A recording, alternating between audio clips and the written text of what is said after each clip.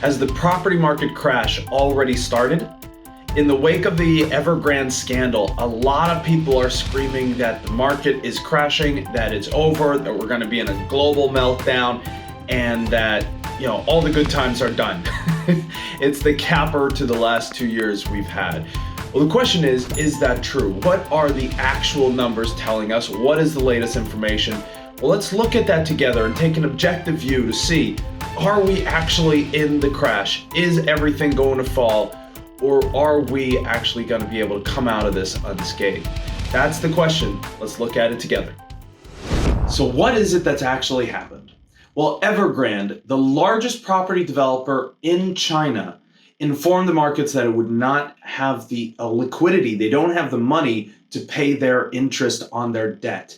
And it's a lot of debt. It's $200 billion worth of debt from over 200 banks all over the world, 70,000 individual investors. This means essentially the company's on the brink of bankruptcy. With that, 1.4 million homes that it hasn't yet completed might never be completed. People have paid for these homes and now might lose everything. This is the situation that came up a few days ago, and we analyzed it in depth in our last video here on the Momentum Property Education YouTube channel, so please feel free to check that out. Now, a little time has passed, so the question is, what is happening and what is going to happen?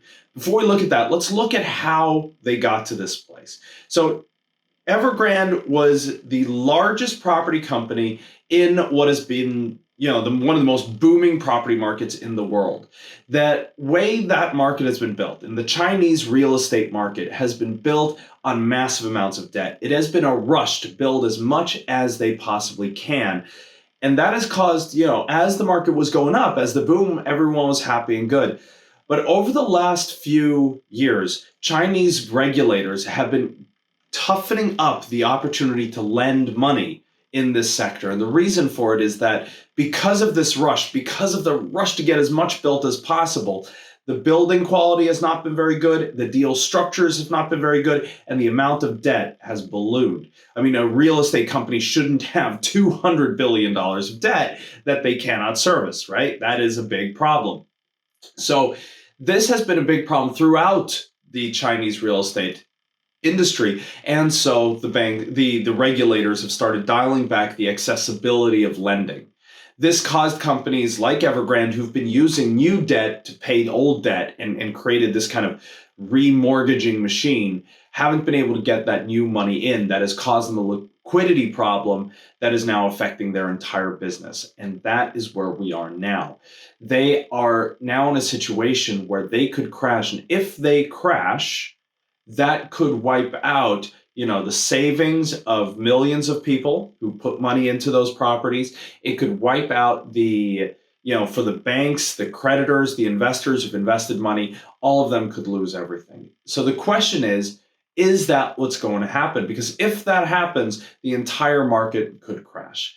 Now, it's looking more and more like the Chinese government is going to step in some way or form. We don't yet know which way. What they've already done is they've already injected money, meaning they printed new money, new yuan, into the market, about $70 billion worth, to increase liquidity, keep other property developers from failing, whilst working with Evergreen to help them restructure their debt. They've made some payments now. They made a payment on one of their bonds, about $36 million. They do have other bonds that have come up for payment that they haven't paid yet, so we'll see what's happening. But what they're trying to do is restructure that debt.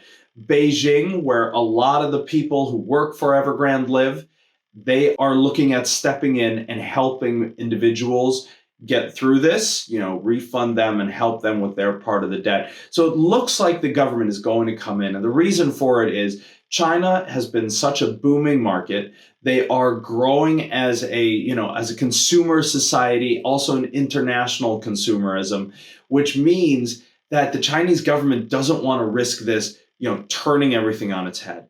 What will probably happen is that Evergreen is going to have to convert some of its debt to equity, meaning some of these people who Evergreen owes money will probably get ownership stakes in the company. They're going to move assets away from Evergrande, debt away from Evergrande into other companies that have more stronger balance sheets and could handle it, to make Evergrande a smaller company, get them through these 1.4 million unbuilt homes so that they can then roll up the company and close it down. That looks like what's going to happen. So it looks like the Chinese government is going to step up and work this out, and we're not going to fall into a crash, and it's not going to have a systemic issue.